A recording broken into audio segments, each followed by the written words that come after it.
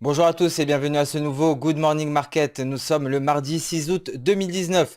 La séance de la veille fut clairement baissière pour les indices mondiaux, à commencer par Wall Street qui accuse de sa plus forte baisse en pourcentage depuis le début de l'année. Les marchés européens également ont accusé d'un net repli hier. Une baisse que nous n'avions pas observée sur les marchés européens depuis le référendum du Brexit en 2016. Cela est dû à l'intensification de la guerre commerciale. En effet, Donald Trump avait annoncé un nouveau tarif douanier de 10% sur 300 milliards de dollars de produits en provenance de Chine.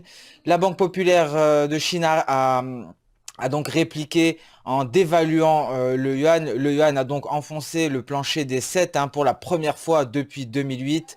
La Chine a tout de même replacé le taux de sa devise au-dessus de ce plancher, ce qui a détendu l'atmosphère sur les marchés financiers en début de séance et nous avons donc assisté au rebond des indices européens. Passons sans plus tarder au calendrier économique du jour. Nous avons d'ores et déjà pris connaissance de la décision sur les taux d'intérêt de la RBA, la Banque centrale d'Australie, qui maintient ses taux d'intérêt inchangés. Nous avons pris connaissance dès 8 heures du matin des commandes industrielles en Allemagne. Ces commandes industrielles ont permis le rebond du DAX allemand en début de séance. Nous écouterons avec attention également cet après-midi les discours des membres de la Réserve fédérale américaine à 16h05 et à 19h05, des discours qui seront attendus de pied ferme par les investisseurs. Nous allons passer à présent sur la plateforme X Station 5 pour débuter cette revue de marché. Par le marché d'échange et comme d'habitude le dollar index qui représente le billet vert face à un panier de 6 devises majeures.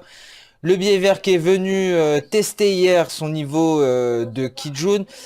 Aujourd'hui, donc nous avons un rebond, un début de rebond du billet vert qui revient tester ses points moyens de moyen terme, donc sa Kijun journalière.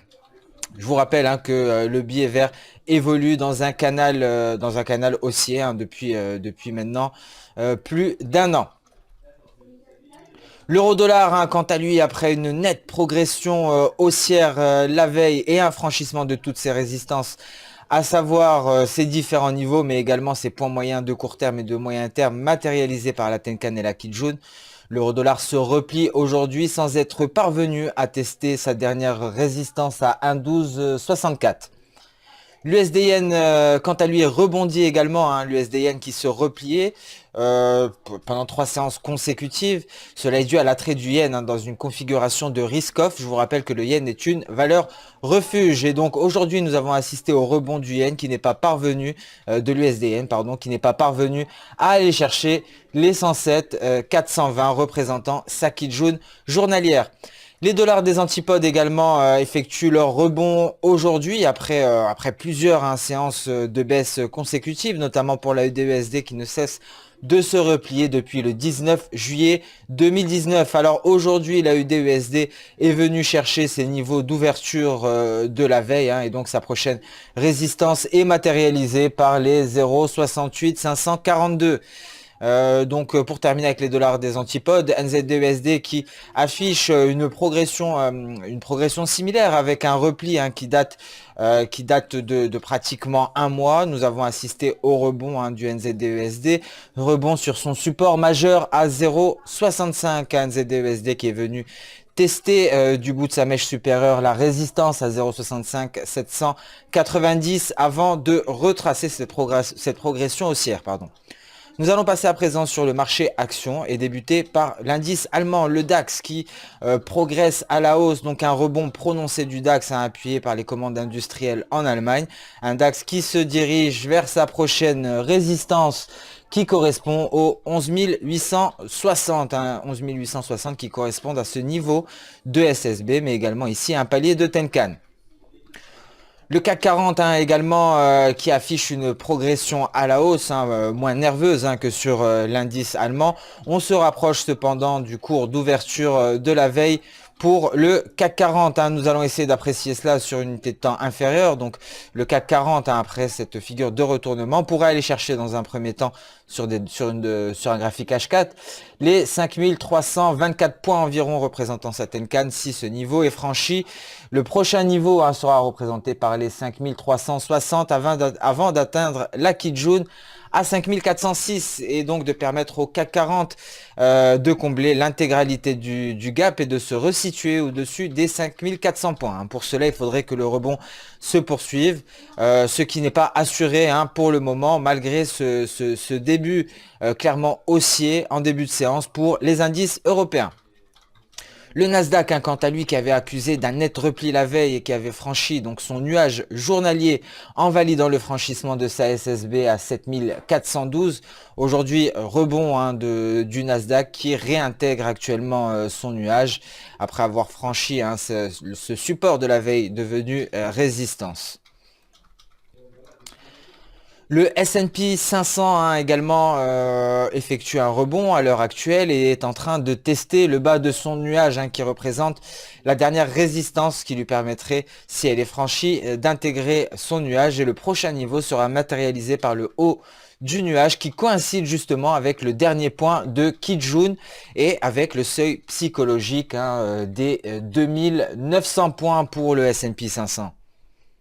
Nous allons passer à présent sur le volet des matières premières et nous allons débuter par le pétrole, hein, par le Brent qui avait effectivement cassé sa tendance, sa trendline haussière le 1er août. Hein. Nous assistons aujourd'hui au rebond du Brent, le Brent qui revient franchir le retracement de 61,8% de Fibonacci qui représente le niveau des 59,60 $. Le Brent actuellement qui teste sa prochaine résistance à 60 $. Si cette résistance est franchie, le Brent pourra aller chercher le prochain niveau qui représente le retracement 50% de Fibonacci à 62,30 $. Pour cela, il faudrait que le rebond hein, sur le pétrole se poursuive. Je vous rappelle que la guerre commerciale pèse sur les pétroles. Cela est dû à la baisse de la demande mondiale pour l'or noir. L'or, quant à lui, valeur refuge par excellence, est en pullback hein, aujourd'hui et pourrait offrir un bon point d'entrée car effectivement la tendance est toujours haussière et cette tendance devrait se maintenir. Hein. Je vous rappelle que l'or évolue dans ce canal haussier depuis la fin du mois de juin et évolue sur des plus hauts pluriannuels. Hein. Il me semble que ce sont des plus hauts qui n'ont pas été atteints depuis 2013. Donc le franchissement des 1450 $ l'once semble acquis et effectivement un pullback hein, vers ce niveau offrirait un point d'entrée optimal. Nous gardons hein, donc ce biais haussier sur le métal précieux. Le café, hein, quant à lui, a franchi la résistance majeure hein, qui validait le scénario de la tendance baissière hein, sur cette matière première agricole. Ce qui pèse sur le café Arabica, bien entendu, c'est la nette progression haussière de l'USD BRL. Hein. Je vous rappelle qu'il y a une corrélation négative entre le café et l'USD BRL. Les contrats sur le café représentant le café Arabica et le Brésil étant l'un des principaux producteurs. Il y a donc une corrélation négative et donc cette envolée de l'USD BRL pèse sur les cotations de l'Arabica. Donc nous allons encore une fois constater hein, cette corrélation graphiquement en superposant les cours de l'USD BRL avec ceux du café. Donc effectivement, vous pouvez constater graphiquement ici cette corrélation négative, une chute de l'USD BRL entraînant mécaniquement une hausse des cours du café et inversement. Ce Good Morning Market touche à sa fin. Je vous remercie d'avoir suivi avec attention. Je vous donne rendez-vous dès demain pour un nouveau point marché. En attendant, je vous souhaite une excellente journée, une bonne séance de trading. Et comme d'habitude, n'hésitez pas à liker, commenter ou même partager cette vidéo.